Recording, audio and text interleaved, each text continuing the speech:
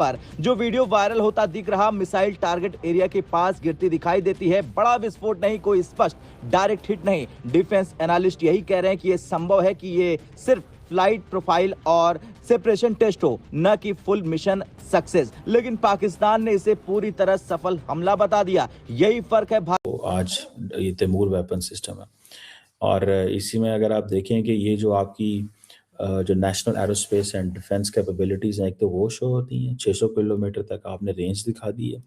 Navigation and guidance system इसके अंदर ठीक है।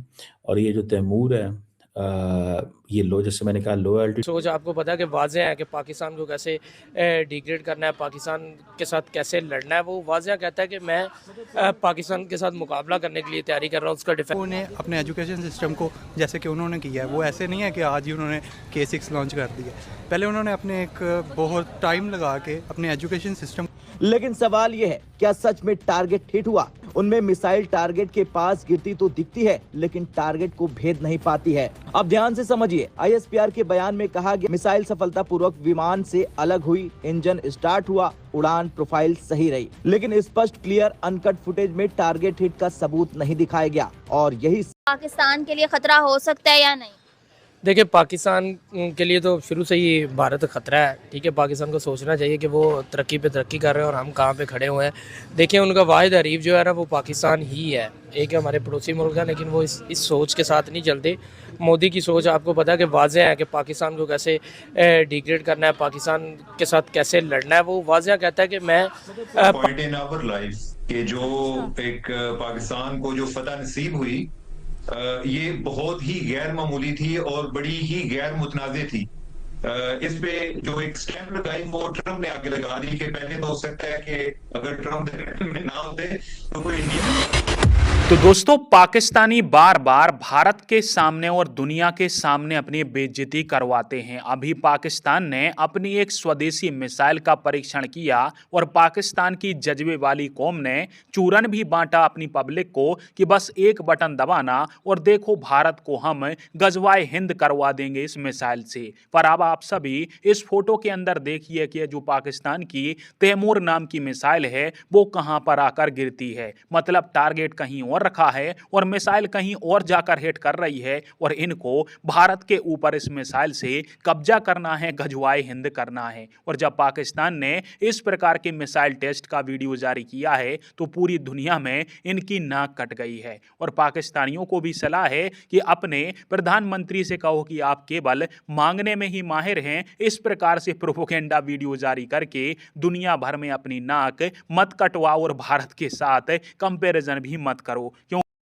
से अहम मुद्दे पर जो वीडियो वायरल होता दिख रहा, मिसाइल टारगेट एरिया के पास गिरती दिखाई देती है। बड़ा विस्फोट नहीं, कोई स्पष्ट डायरेक्ट हिट नहीं। डिफेंस एनालिस्ट यही कह रहे हैं कि ये संभव है कि ये सिर्फ फ्लाइट प्रोफाइल और सेपरेशन टेस्ट हो, न कि फुल मिशन सक्सेस। लेकिन पाकिस्तान ने इसे पूरी तरह सफल हमला बता दिया। यही फर्क है, भारत टेस्ट करता है फिर बोलता है, पाकिस्तान बोलता है फिर सफाई देता है। पाकिस्तान समर्थक कह रहे हैं कि स्कैल्प अरबों डॉलर में खरीदी गई तैमूर सस्ती है, पर सवाल पैसे का नहीं, विश्वसनीयता का है। भारत के पास ब्रह्मोस है, प्रलय है, निर्भय है और स्कैल्प जो ऑपरेशनल है। और सबसे बड़ी बात, सैचुरेशन। तो आज ये तैमूर वेपन सिस्टम है और इसी में अगर आप देखें कि ये जो आपकी जो national aerospace and defence capabilities हैं, एक तो वो शो होती हैं 600 किलोमीटर तक आपने रेंज दिखा दी है। नेविगेशन एंड गाइडेंस सिस्टम इसके अंदर ठीक है। और ये जो तैमूर है ये लो, जैसे मैंने कहा, लो एल्टीट्यूड पे चलेगा ताकि जितनी भी hostile air and missile defence systems हैं वो इसको पिक ना कर सकें। अच्छा, मैं आपको एक इंटरेस्टिंग बात बताऊं। अभी हाल ही में जब इंडिया और पाकिस्तान की हो रही थी लड़ाई, तो उसमें आपने एक चीज़ नोट की होगी, वो बड़ी इंटरेस्टिंग चीज़ थी। ठीक है जी, वो ये थी कि at one point India and Pakistan they did decide, उन्होंने एक चीज़ पे डिसाइड किया। वो क्या डिसाइड ये किया कि हमें जो अपने जहाज़ हैं या जो मिसाइल हैं या जो ड्रोन है वो नीचे रख के चलाने हैं। ठीक है, तो मुझे लगता है ये भी शायद पाकिस्तान ने भी जो पाकिस्तान के लिए खतरा हो सकता है या नहीं? देखिए, पाकिस्तान के लिए तो शुरू से ही भारत खतरा है। ठीक है, पाकिस्तान को सोचना चाहिए कि वो तरक्की पे तरक्की कर रहे हैं और हम कहाँ पे खड़े हुए हैं। देखिए, उनका वाहिद हरीफ जो है ना, वो पाकिस्तान ही है। एक हमारे पड़ोसी मुल्क है, लेकिन वो इस सोच के साथ नहीं चलते।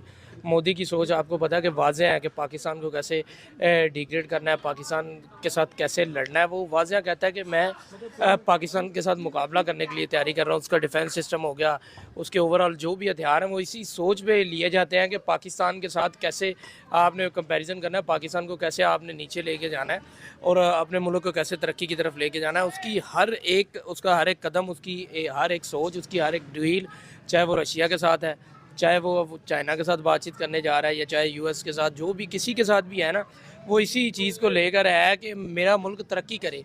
जब एक मुल्क तरक्की कर रहा होता है ना, तो बाद में लड़ाइयाँ, झगड़े, जंगें, ये सारे कुछ ना पीछे चला जाता है। ये बात की बातें हो जाती हैं। जब एक मुल्क आपके मुकाबले में खड़ा ही नहीं हो सकता, वो आपसे लड़ेगा क्या?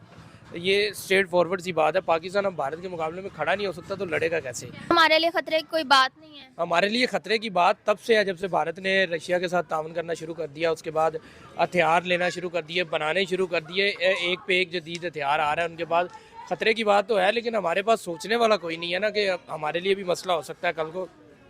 जितनी भारत तरक्की करेगा उतना ज़्यादा पाकिस्तान के लिए मसाइल खड़े करेगा। देखें, अगर वो फॉरेन कंट्रीज़ में अपने रिलेशनशिप अच्छे कर लेता है तो एक मौका आएगा कि वो पाकिस्तान को फॉरेन कंट्रीज़ के सामने अकेला कर देगा। पाकिस्तान किसी के साथ डील करने के काबिल नहीं रहेगा, क्योंकि जहाँ भी जाएगा वहाँ वो कहेंगे नहीं, हमारी भारत के साथ बातचीत चल रही है, भारत के साथ डील्स हो रही है। क्या आपको लगता है कि पाकिस्तान के साथ साथ ये दूसरी कंट्रीज को भी पैगाम दे रहा है कि हमारे साथ अगर पंगा लोगे तो फिर अच्छा नहीं होगा? मेरे ख्याल है कि this was the highest point in our life कि जो एक पाकिस्तान को जो फतह नसीब हुई, ये बहुत ही गैर मामूली थी और बड़ी ही गैर मुतनाज़े थी। इस पे जो एक स्टैंप लगाई वो ट्रम्प ने आगे लगा दी कि पहले तो हो सकता है कि अगर ट्रम्प में ना होते तो कोई इंडिया वाले कोई ना कोई अपने कंट्राडिक्टरी क्लेम करते रहते, लेकिन यह है कि हमें बाहर से भी बहुत सारे लोगों ने वैलिडेट किया कि पाकिस्तान को इसमें जंग में एडवांटेज हासिल था और हमने उनके जहाज गिराए। और उसके बाद जो एक खारजा महाज पे हमें जो एक पजीराई मिली, जिस तरह हम अचानक सबके लिए एक बड़े एक यानी कि बहुत सारे लोगों ने हमें हमारी वैल्यू में बड़ा इजाफा हुआ। जो बिरूने मुल्क पाकिस्तानी है वो बड़ा प्राउड फील करते थे, ये वही पाकिस्तान है, ये पाकिस्तानी है कि जो वार ऑन टेरर या उसके कुछ अरसे बाद जो है इसी तरह अपना कई लोग अपना तारफ नहीं, अपनी आइडेंटिटी नहीं बताते थे, तो वो लोग बड़े प्राउड फील करते थे कि हम पाकिस्तानी हैं। तो ये नो डाउट मसाइल जिंदगी में चलते रहते हैं, लेकिन दिस इज वर्थ सेलिब्रेटिंग, ये मनाने वाली चीज है, यानी कि इसमें कोई शक नहीं है। अब अगर हम किसी चीज को थोड़ा सा एक ग्लोबल लेवल पर देखें, जो ट्रम्प का ज़हूर है, जो ट्रम्प आया है, उसके बाद दुनिया पहले जैसी नहीं रही, दुनिया बदल गई है। ये वाकई एक तब्दीली है।